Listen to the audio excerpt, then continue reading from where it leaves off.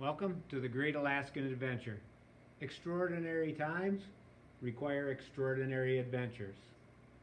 It all began in Shaler, Iowa, popcorn capital of the world, birthplace of Orville Redenbacher. And here it is, the odometer of the mighty Ford Ranger. 30,091 miles. By the end of the epic adventure, the speedometer would read over 44,000 miles. They just don't make them like they used to. The first day was a trip across South Dakota. As all of you know who have traveled across South Dakota, there isn't a whole heck of a lot to see. Until you get out to the Missouri River, and here we are on Lake Oahe, finally getting the camera out. So we took a few pictures. And then we got to the Badlands. And some more Badlands. And some more Badlands. Until we arrived at Petrified Forest State Campground. And there you can see the rear quarter panel of the mighty Ford Ranger. You will notice that throughout this presentation, you will never get to see the entire mighty Ford Ranger, lest you lose continence. This is my brother Dave. Next. And here we are the next morning. Notice the lovely red lettering on the rear tailgate of the mighty Ford Ranger. Packed full to the gills with all the equipment that you might possibly need for an adventure. Down here, you will see the first mishap in the trip of the Great Alaskan Adventure. This was the laundromat where we ran off without my favorite pair of tennis shorts, never to be seen again. So the second day we were off across the rest of South Dakota, which wasn't much, and you can see that in South Dakota they have signs along the road that say think. This is where someone went off the road and terminated their existence. Next. Into Wyoming. Next. And there you can see it off in the distance. That's where we were headed. Next. You guessed it, the Devil's Tower. There it is, in all its glory. Now, the Native American story goes that there was a princess out in the woods gathering berries, and a bear came and attacked her, or threatened to attack her, and this stump called to her and said, jump on me, I'll protect you. And the stump rose to this great size, and the bear clawed at the stump and left these claw marks in it. The real thing is, it's an intrusion. The volcanic intrusion that this was is less erodible than the surroundings, and the surroundings eroded off. Next. Here you can see us on our way to the top of the mighty Devil's Tower. Here's my brother right here. We're about to climb up this half a ladder that's, it has the rungs jammed into the crack, and then the side of the ladder. People used to walk or climb up there and have Sunday picnics. They even took a whole Model T up there. Believe it or not, there are snakes on the top of Devil's Tower. Next. And then we saw some prairie dogs. Next. And some more prairie dogs. And some more prairie dogs. And a deer. Go back. This is where we were leaving the Devil's Tower. And before we left, we stopped at the Interpretive Center, and I picked up this pamphlet and read through it. That's where I got the story about the princess. It turns out when I finished reading it, I turned it over and it said $1.68 on the back. So I had accidentally walked out with something that I was supposed to pay for, and we quickly fled to the next state so we couldn't be extradited. Welcome to Montana. Next. We're in Montana. They have a similar thing to South Dakota. They put up little white crosses along the road where people have accidents and terminate their existence. One place we went to had 12 signs all welded together. Next. And here we are at Custer's Last Stand. You'll notice all these white grave markers. There's grave markers scattered throughout the area where they found remains of soldiers. There is not a single marker, or there wasn't a single marker, to mark the grave of any of the natives. Next. Here you can see some of the markers. So what happened was the natives were camped down here along the river. Custer knew that. He was coming in and he was going to take them out. Well, they knew that he was coming, or got caught wind that he was coming, and they flanked him. They snuck around this way, and they snuck around that way, and they got him in a ambush. Next. And here's my brother. And yes, that is a mullet. This is 1987 after all. It was the fashion. Next. Oh, how'd we get back to the Devil's Tower? Well, here's the pictures I was looking for. This is my brother and I climbing up to the top of the Devil's Tower. This is me, of course. That's my brother. Next. And so we camped overnight in Montana, and then the next morning we got up and we were headed to Glacier National Park.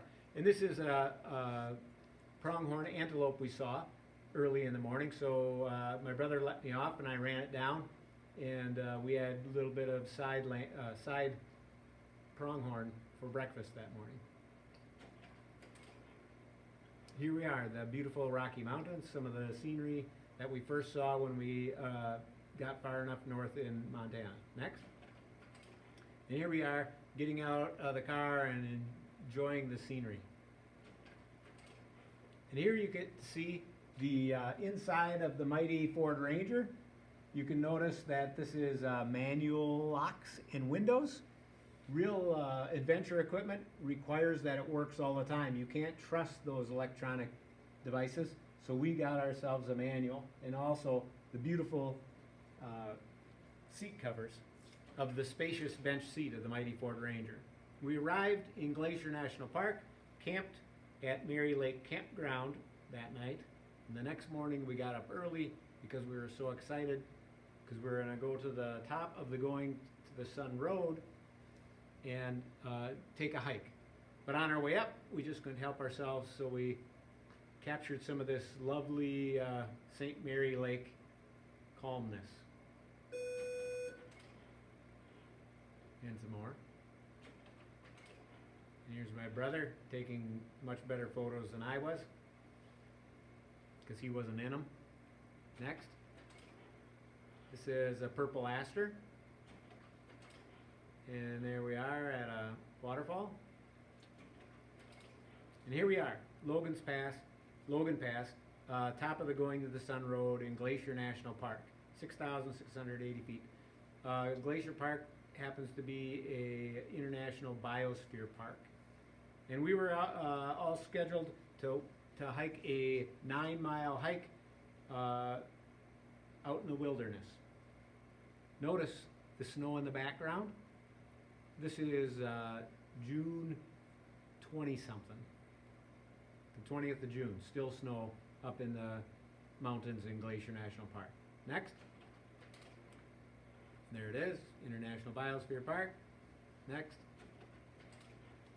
Here we are walking around Logan's Pass. Next. Okay, and next. So here we are. You can see the Going to the Sun Road right here. Where we are headed on our hike is back along here, up over here, back to this area right back here. There's a cabin in the woods. And we were going to go hike there, get ourselves a chocolate bar, and then hike down to the road from up here, down to the road, and then hitchhike back to the mighty Ford Ranger. This is uh, standing on the porch of our destination, the cabin in the woods. Right back here is where Logan Pass is. We hiked all along here, along there, behind this thing, and we're standing on the porch of this cabin. And we met a couple that had walked up through this meadow, which we had to walk down, earlier in the day, and they had saw a grizzly bear. This is the beginning of our hike. You can see the Going to the Sun Road there on the right. This is a picture of a glaciated valley, and I just wanted to show the V shape of the glaciated valley, all the debris and stuff. We're standing on a cliff, which was about 200 feet past the beginning of the hike. Next, please. Here's the cliff. You can see some people right there. Another person over here. It was about maybe 10 feet wide, and you can see kind of a cable over here. They had a cable, so if you were scared, you could hang on to it.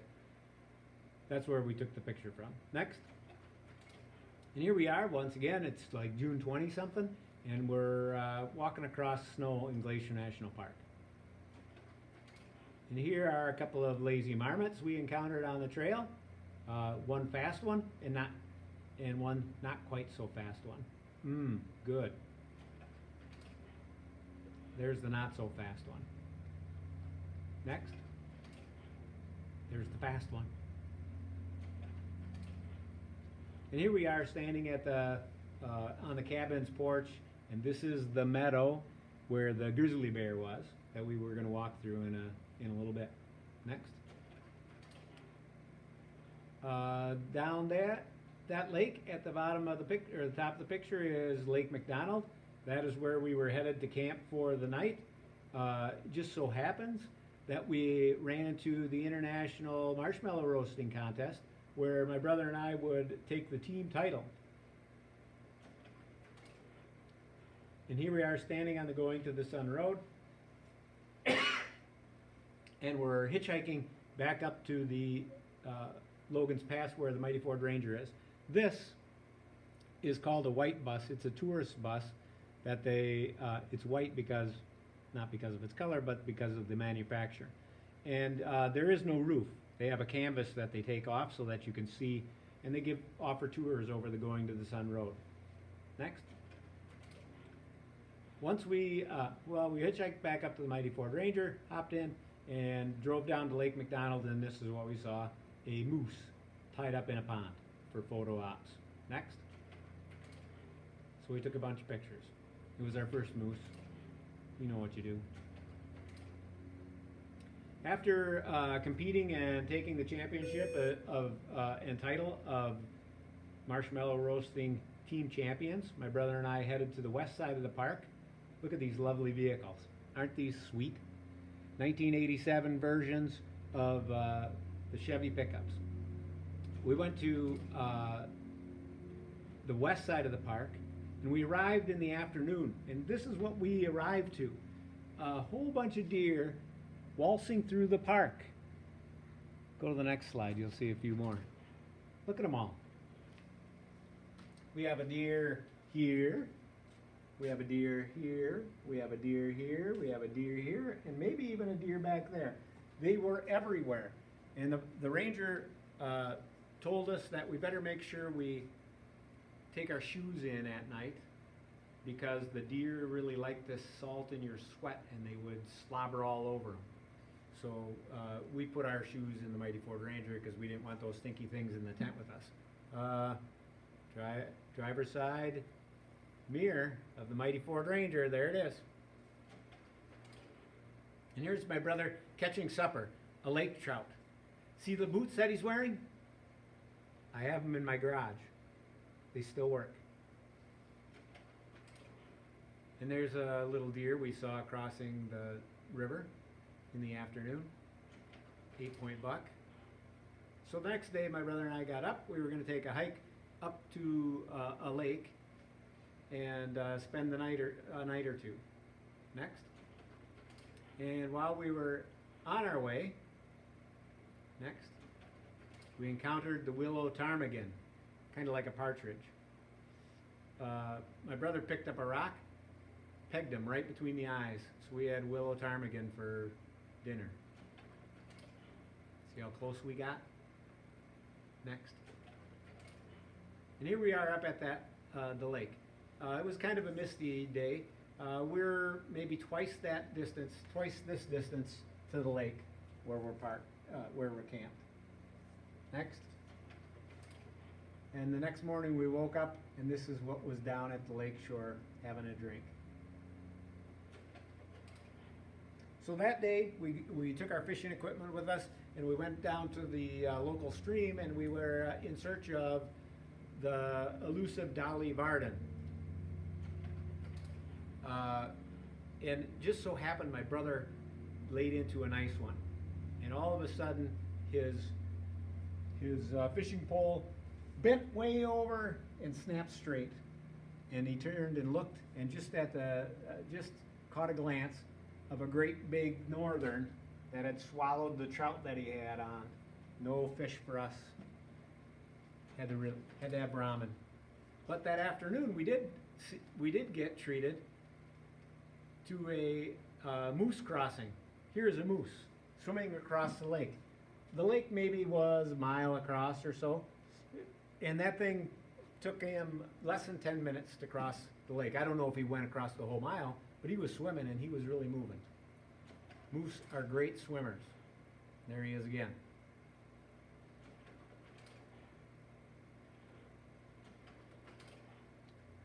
So then we left Glacier National Park and we were headed to the Canadian Rockies. This is out of sequence.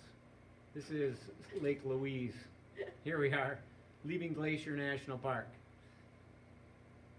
Still in June, we enter beautiful British Columbia. Now eyeball this, ladies and gentlemen. An antenna. Just what you need if you're out in the wilderness and you're trying to get radio reception. There it is, the front quarter panel of the mighty Ford Ranger. Welcome to beautiful British Columbia and Kootenay National Park. Here we are in the Canadian Rockies, the first of three provincial parks that we would hike in Canada. Next. Here we are at the hot springs. Kootenay is known for their hot springs, and we went to the hot springs. It was very refreshing.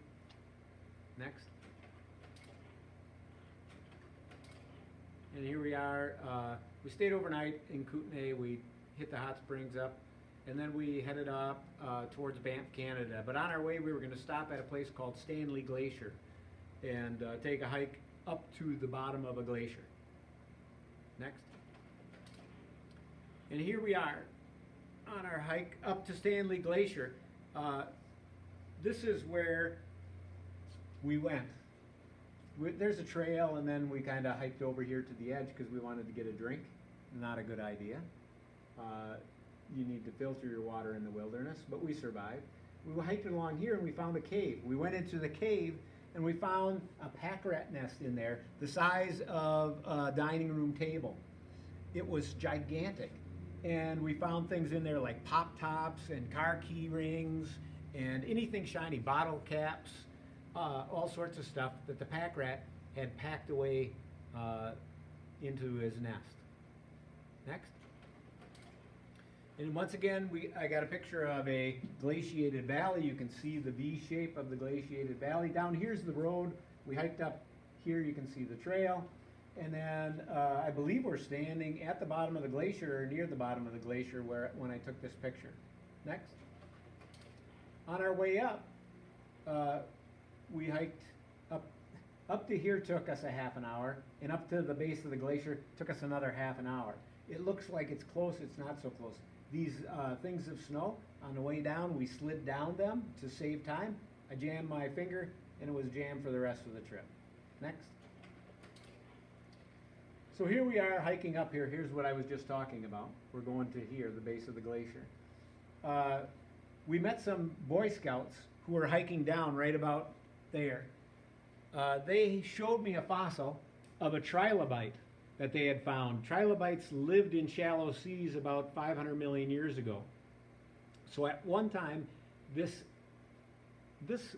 is right about 6,000 feet now. At one time, the Canadian Rockies were at the bottom of a shallow sea. And here we are at the base of the glacier. This is what it looks like. Just a bunch of rubble. Ugly, dirty, old ice. It's not even nice. Then it was off to Glacier National, or not Glacier, Banff National Park in Canada. Next. And here we took a hike up over a 10,000 foot pass. Here's the 10,000 foot pass. The day we hiked over it, it started raining, and as we climbed in elevation, it began to snow. And it continued to snow up here. We descended into this valley overnight. It rained and rained and rained on us all night long. This is July 10th, I believe. July 10th, we hiked over this pass and got snowed on. Next. The next morning we woke up and we took a hike up to a moraine lake. Next. Here's the moraine, this thing right here. You can see a little trickle of water coming down. It's not such a little trickle of water. Behind here is dammed up water. Next. On our way up, we encountered neat little fungus. Next. This is the pass that we hiked over the day before. You can see all the snow up there. Next. This is the valley. I think we camped down here somewhere under a tree. This is the braided stream from that moraine lake that's heading out the valley. That's where we would walk that day. And this tree right here is a tree the size of the age of my brother. Comes up to his shoulder right there. We know this because we counted the nodes where the branches came off of the trunk of this tree. My brother is, I don't know, 23, and this tree is about 23 years old. Why is it so short? It's July, it's still snowing. Look at this soil. It's not even soil, it's just a bunch of rocks. That's why. Here's some more of that cool orange fungus. And the beaver that crossed our path. Shortly after we encountered this beaver, we ran across a perfectly good, unopened can of beer laying in the path. And like good stewards of the nature, we picked it up and we took it out of the wilderness. Once we got to the road in Banff, we hitchhiked back to the mighty Ford Ranger. The first carload of girls stopped and picked us up, and we were on our way to Banff, Jasper National Park. And on our way up, we saw a little herd of sheep and a goat. And this is back in Banff. Next. How'd these get out of some white mountain heather there? Next. Another one of the sheeps. Oh, and here we are in the hotel. We decided, hey, we've been out in the wilderness for a couple weeks. Time for us to hit civilization and shower up. Here it is. Why did you go so fast? Go back. Here it is. We took this picture because my legs look so short. Next.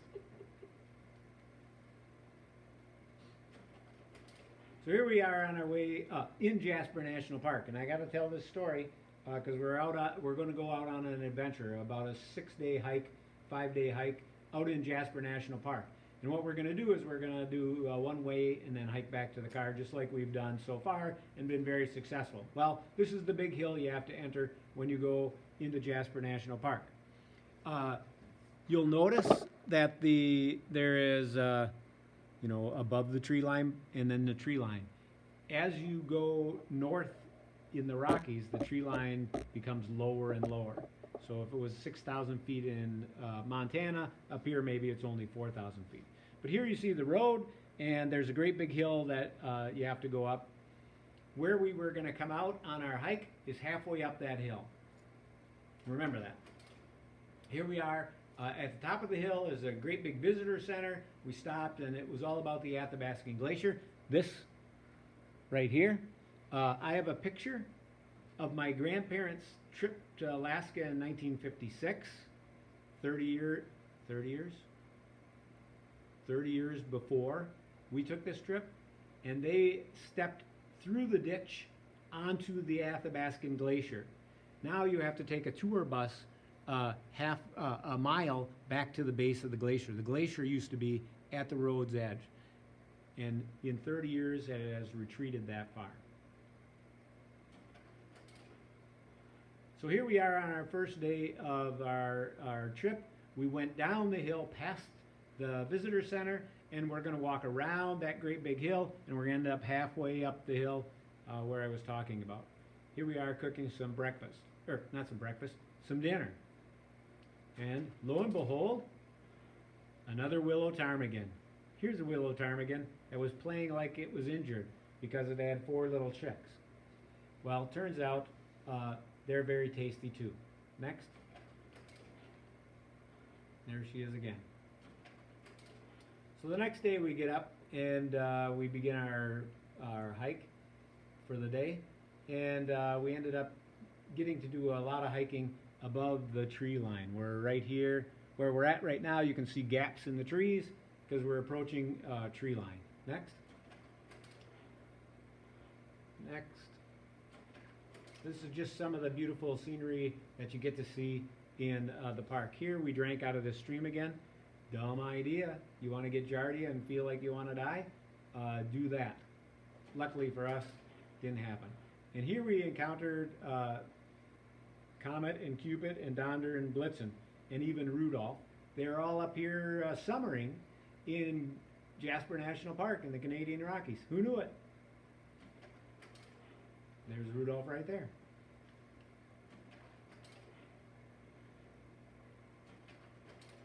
We walked around so we didn't disturb them because we wanted them to bring us presents at Christmas. So this is the beautiful scenery that we got to see in Jasper National Park. Lots of walking above the tree lines, just breathtaking scenery. You can see the trail we were hiking on. Next. And some more. And some more. And more. Some of the low-growing plants that the reindeer were eating, or caribou if you want to call them that.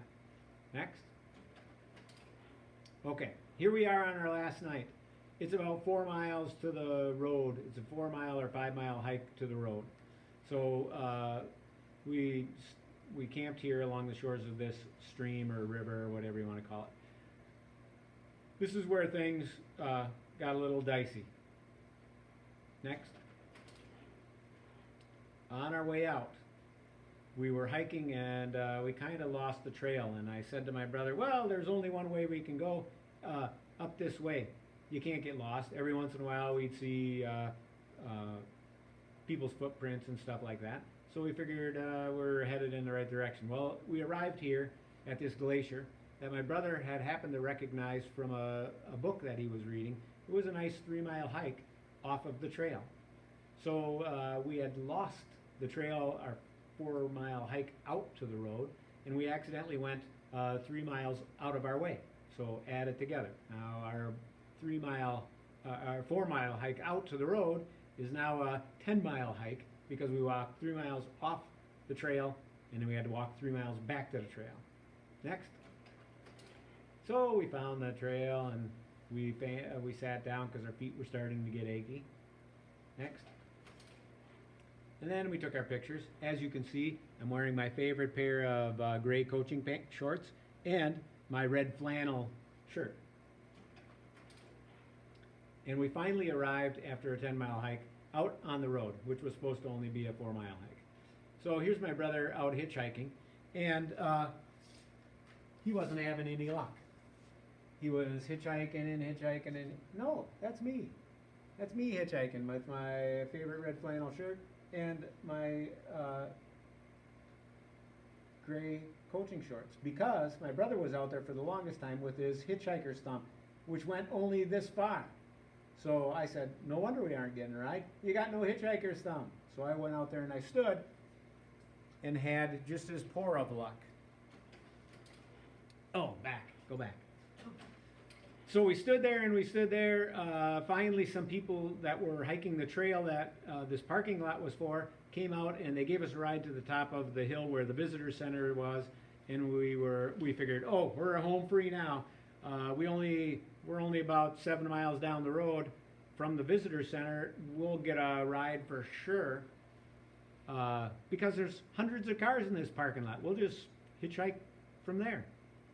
Eventually, we got to the top, cleaned up a little bit, had bright spirits, started hitchhiking down the road. We got to the first curve, got to the second curve, got to the third curve. We were trying to maintain our motivation by thinking of pizza or maybe staying in a hotel when we got to our car. Nobody would pick us up. Finally, about 9 o'clock at night, some guys picked us up and still drove us a few more miles to our car.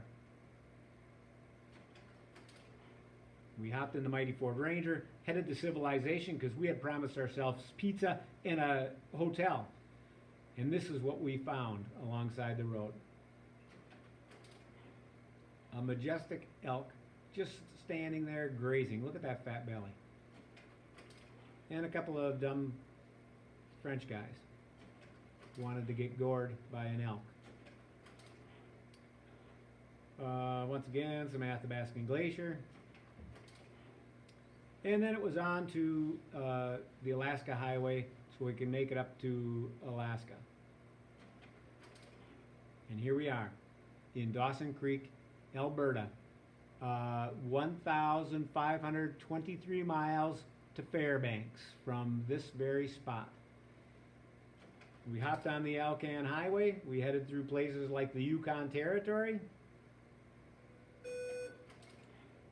And yes, this is the Alaska Highway, not always paved. Here's a shot where, hey, it's 1987, people. A spotting of an eagle was a rarity. So I snapped this photo at great distance just because I was so impressed to see a bald eagle. And then we made it to this place. This is a place, I forget the name of this town, but this town, they put up signs, travelers, drop off signs from where they're at or whatever. Just so happened my brother and I had a city limits sign from our hometown right in the back. So it was a great big one. We just posted it up there. And that's a nighttime picture. Aha! And here we are. We made it to Alaska. Now, lesson number 1. Who's taking the picture, you ask? Well, good question. It just so happens, at that place where they put up signs, we met a girl who wanted a ride to Alaska. So we said, sure. We've got all of this room on the expansive bench seat of the mighty Ford Ranger for riders. Hop in. We'll take you. And here we are at the border, and this nice young lady is taking our picture. Let me explain to you how this works. This is the border of Alaska. 20 miles previous to this was the customs for leaving Canada. They don't care when you leave, they just wave at you and you go on your way. 20 miles after this were the customs for America. Well, when we arrived at the customs for America, we found out that this young German lady that we picked up, his visa had expired. Ooh. We were pulled over and retained until she sorted out her visa. Otherwise, we would have had to drive her all the way back to Canada and drop her off the 40 miles back and then come through. While we were waiting there, oh, look at that. Look at the mighty Ford Ranger. Isn't that one heck of a piece of adventure equipment? As we were waiting there, the guard at the border decided he should look around at our truck to see what we were trying to carry into Alaska. Well, he opened up the back end of the mighty Ford Ranger, took one look at all the junk we had in there, and said, you guys are good. Luckily for us, he didn't go snooping through there because we were carrying a shotgun. What for? I have no idea, but we had it just in case. Next. Here's some facts about Alaska. Notice there's no snakes in Alaska. The largest carnivore in North America lives in Alaska. The largest herbivore in America, or in the North America, lives in Alaska. Next.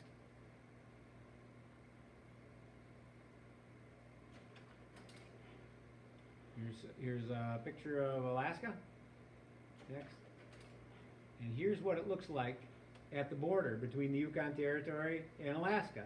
There's a great big furrow about 100 feet wide, cut as far as the eye can see, both directions. Whether you get up over the hill and they quit cutting it, I'm not sure, but it sure looks impressive from there. Oh, and that's it? Oh, don't worry. Not to be alarmed. There's another one. How do you do that?